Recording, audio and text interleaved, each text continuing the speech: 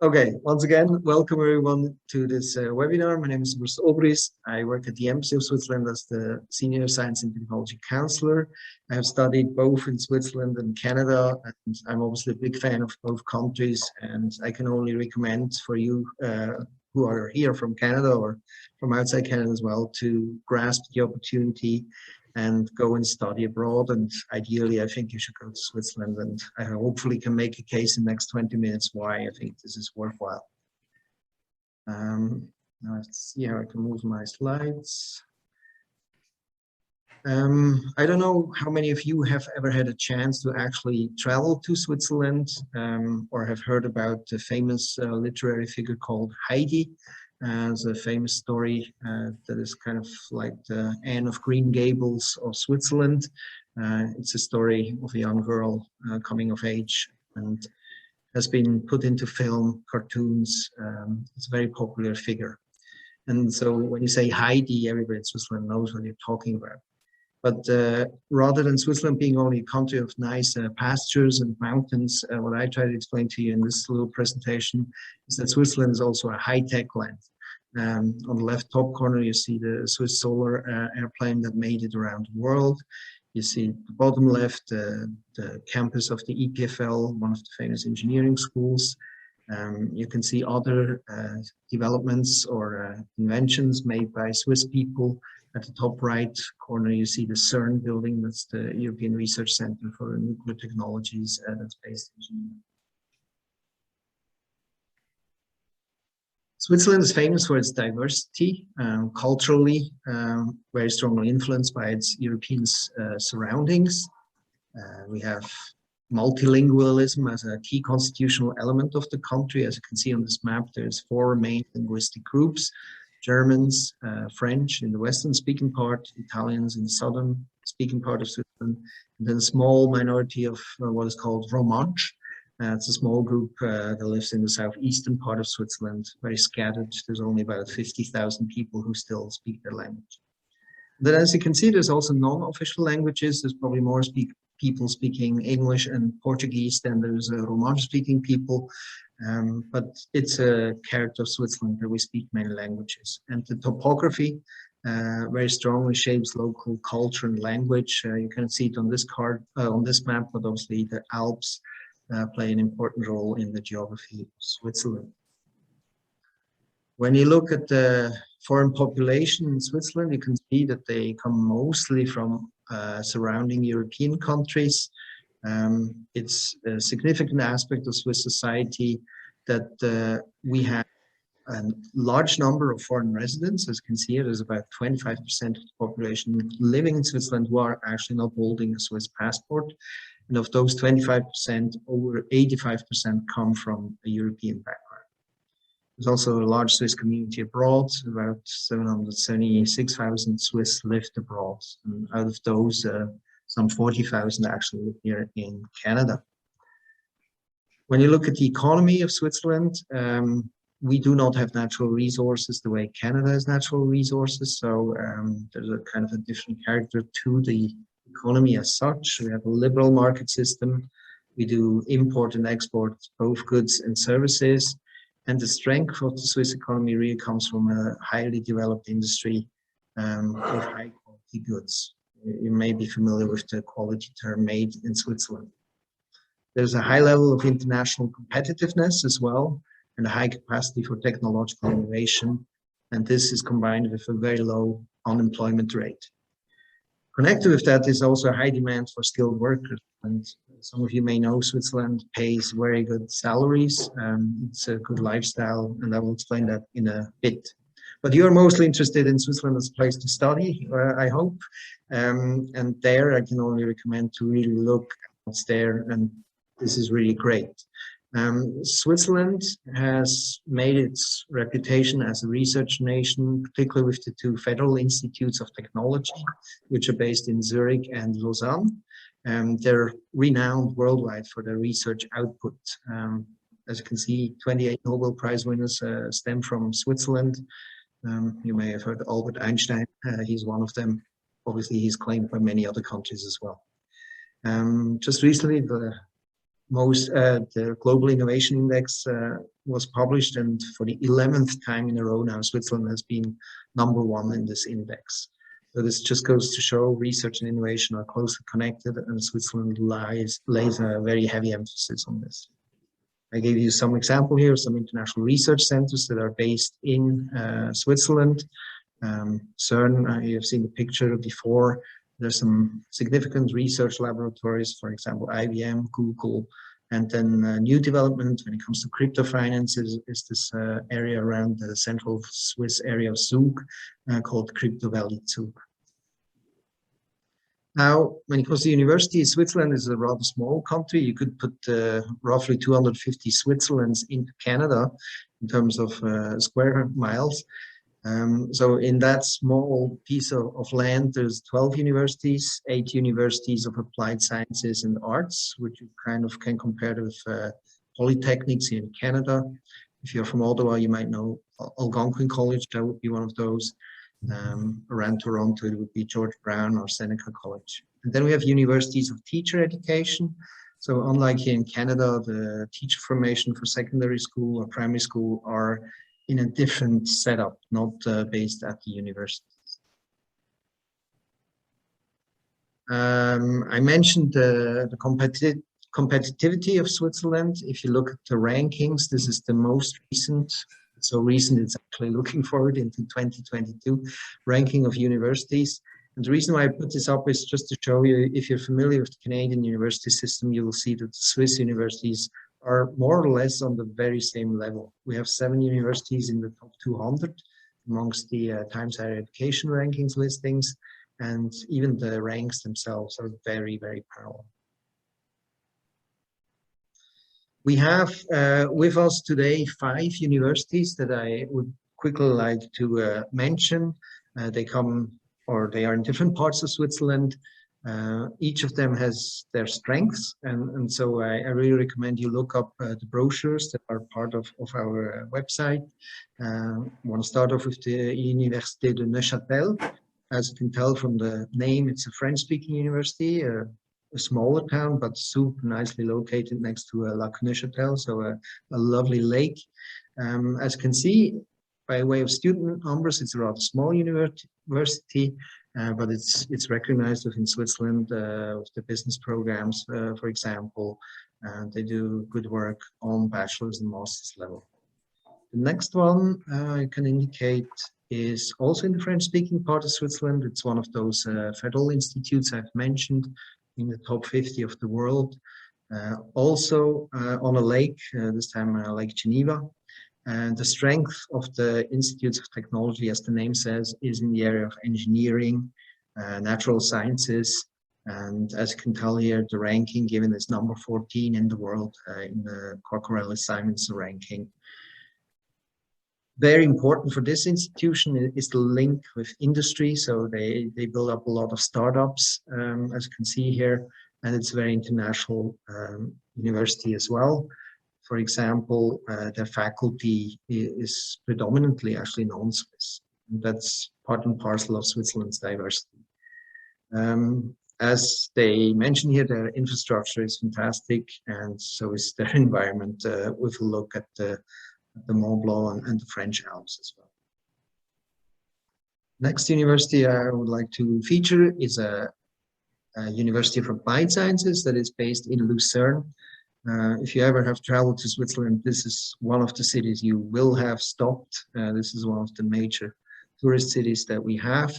And based at the city of Lucerne, we have this University of Applied Sciences. So very strongly oriented towards applied research with various programs, business, economics, engineering, tourism industry, for example, is also a program. Again, you can look up their brochures in the attached files to our website. And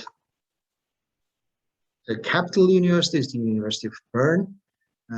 This is comparable with one of the U15 universities here in Canada. They have world-class research facilities and researchers in the fields of space research, sustainability, climate sciences, very respected health and medicine, also politics and administration fact that it is based in Bern. And last but not least, there's the ETH Zurich, which is considered the top university of Switzerland. As you've seen in the rankings before, I mean, amongst the top 20 of the world, highly competitive when it comes to natural sciences programs, engineering programs.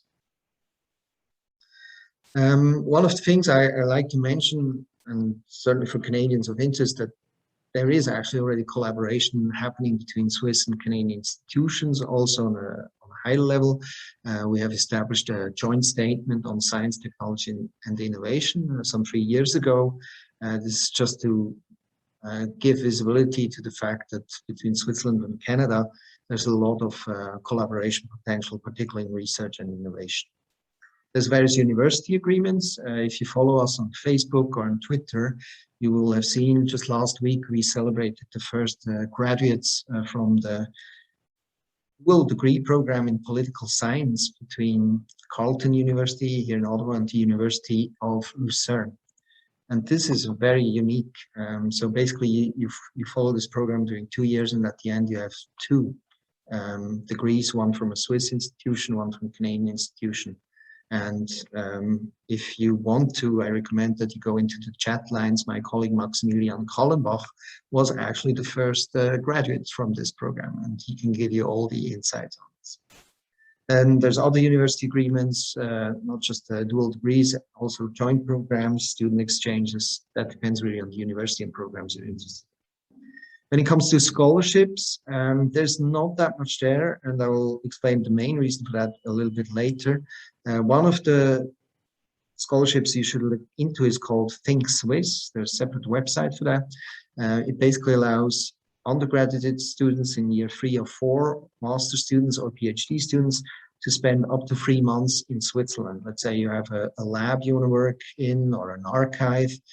This program would kick into place. And if you need further information on that, my contact will be available later on. Then we have cantonal foundations, which are not really accessible for international students. The universities themselves have some scholarships, and on the more doctoral, postdoctoral level, there's some really fascinating opportunities like this Branko Weiss Fellowship, which doesn't necessarily apply for undergraduates at this point. Good. As we go on here, one of the points obviously that we try to emphasize and enable you by doing this webinar is to show you possibilities to get over to Switzerland. And mobility is a key element when you're a Swiss student. Like most of the people I know from the university had a chance to study at least a semester abroad, some did a full year. As it says here, there's a tradition to that. Switzerland being a small country, it's obviously much easier than when you live in the central, let's say in central Manitoba, to go abroad, but in Switzerland, it's a big element. And the mobility that comes to Switzerland is primarily attracted by academic excellence, but also, and I can say that very frankly, by low tuition fees. In this graph, you see for international students, for example, those top universities, and we're talking universities that have the same standing as Harvard or Stanford or MIT. The fees per semester are 730 Swiss francs, which is less than 1,000 Canadian dollars. So the reason for that is Switzerland puts a lot of emphasis onto education and innovation. So the government actually supports institutions of higher education with considerable financial support. And that translates into much lower tuition fees for students, both domestic and international. So with some exceptions, as you can see on the right-hand side, some universities, mostly the younger ones, they have higher fees. But I would say for master's programs, they're completely competitive in comparison to the top universities in the US. Another attraction of Switzerland goes together with what I mentioned earlier, so the linguistic diversity. Most people in Switzerland, even though it's not national language, will speak English. If you speak French, you will have no troubles studying anywhere in Geneva, Lausanne, Neuchâtel, or Fribourg. And life quality, Switzerland always ends up very high on the World Happiness Index or the World Quality of Life Indexes. something to consider, obviously, if you want to have a happy time as a student or as a worker. And speaking of workers, here the same applies. A lot of Swiss workers have a tendency to explore the world around them. So they would spend a year or so working abroad, some of them to learn languages, to have international experience, and certainly to pump up the quality of their CVs. When it comes to inbound mobility, there's a number of globally operating companies in Switzerland. You've seen the Google Research Center. Disney has a big establishment in Switzerland. Facebook Europe is present as well, IBM and so forth. So there's a large opportunity waiting for skilled workers from around the world. There's also a variety of jobs. The attraction, obviously, of Switzerland is the salaries are extremely high. The quality of life is very high, and the four national languages are of attraction because you may be Italian speaking, so you can go to the Italian speaking part of Switzerland, or as an English speaker, you can pretty much work everywhere in Switzerland as long as it's a company that actually operates mainly in English. Switzerland has mobility agreements with countries around the world. This is managed by the State Secretariat for Migration. Basically, it's agreements that support the exchange of young trainees. In this case, we collaborate with what some of you may already be familiar with, the International Experience Canada program. And for us, it's the Swiss Canadian Youth Mobility Program. So they're counterparts. The attraction there is you get to work in Switzerland for up to 18 months. And part of the stipulation when you apply is that you actually have a contract that pays you the same salary as a Swiss person would make. So it's very attractive. A lot of young people who have done this program and reported back to us that they were actually able to save money. Some didn't, because when you're in Switzerland, it's very easy to go travel to Paris or Rome. So they might have spent the weekend there and maybe used a little bit more money there. The partner countries here, as you can see, are around the world, but Canada is really the one, obviously, for you that might be of interest. So just to give you a little bit more background of this Swiss Canadian Youth Mobility Program. It's roughly 14 years old. It really wants to enable young people to experience a different country. The process, and that I think is the beauty of this program, is extremely simple. Basically, you have to identify a company in Switzerland that you want to work for.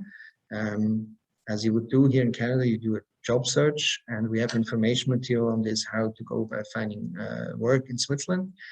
Then you have to submit or collect the application documents. So you write an application letter or motivation letter, you submit your diplomas and degrees, and within 6 to 8 weeks, you basically can get a work permit, which is really a fascinating return time as far as I'm concerned.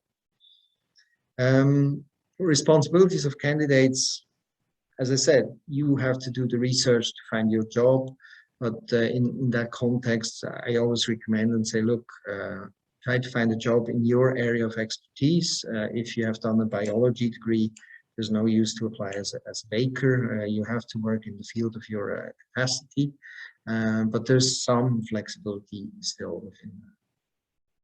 And the results of this have been very successful. Over the past years, we have seen a considerable growth of Canadians going over to Switzerland, but every year there's basically 250 spots open for Canadians, and these work permits never get used up. So if you have an interest, as long as you have a job offer, you're pretty much guaranteed the work permit to go over there.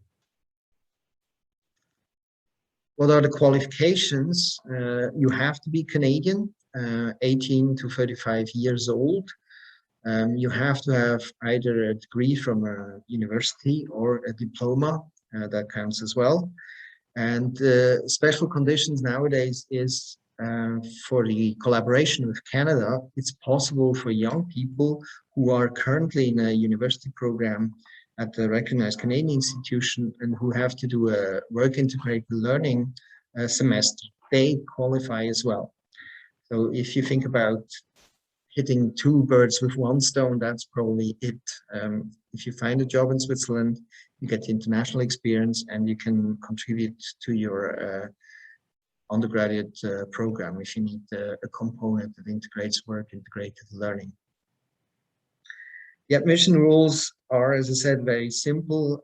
You need to have a contract from your future employer that is giving evidence that they are a proper company, and they need to pay you the salary that a Swiss person doing the same job will get as well. This is to prevent that people get exploited in any way, shape, or form.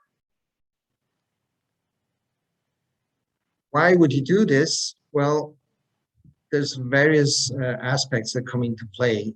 One is certainly, of all the places around the world, Switzerland is probably one of the countries that has much more similar, or many more similarities in comparison to other countries. Switzerland, like Canada, is a federalist country. Instead of provinces, we have cantons, but it's kind of structured in the same way. We also have a Francophone part of our population. There's other linguistic groups, as I've mentioned. We share similar lifestyles. You will find all the standard brands over there when it comes to clothing. We even have a Tim Hortons somewhere over there, what I understand. And then there's the academic excellence that I mentioned before, so there's various similarities. So when it comes to you, if you think about going to Switzerland, being a student or a worker under the terms of this youth mobility agreement, yes, there is a new dynamic on the way. Obviously, as a young person nowadays, there's an increased value to study abroad. The number I mentioned normally is in Canada, only about 3 to 4% of students of a cohort actually go abroad to study or work. And this on your CV will put you right on the top 3 just by way of having international experience if you've done that. So I can only highly recommend going abroad and enjoying mobility as a student. It will make your CV that much richer, and obviously your life experience even more so. There's strong industry interest in Switzerland. As I said, we're looking for highly qualified people in all industries. And so again, it works both ways. International experience will help you even when you come back to Canada. In a globalized industrial world, any kind of experience outside of Canada will be worth lots and lots. A question I often get nowadays is obviously what's going on with COVID in Switzerland. And there I can say, for example, this youth mobility program has been running all through the whole COVID crisis. So there were still Canadians allowed to go into Switzerland, and today that's still the case. So like everywhere else, you obviously, if you get to travel there or go to study there or work there, you'll have to look up the current or most recent regulations and restrictions, but basically Switzerland is open for Canadians to go as tourists or to work or to study. Good, and then we are already at the end of this presentation. I can open up the floor for questions that you think are of interest to all participating in this webinar. If you have a direct question or personal questions you don't want to share, feel free to contact me at this email address that's written there, urs.obrist@eda.admin.ch. We have a Twitter account as well as a Facebook site, just if you want some general information what's going on here at the embassy and at the consulates. So with that, I'll close this sharing screen and I stop the recording. So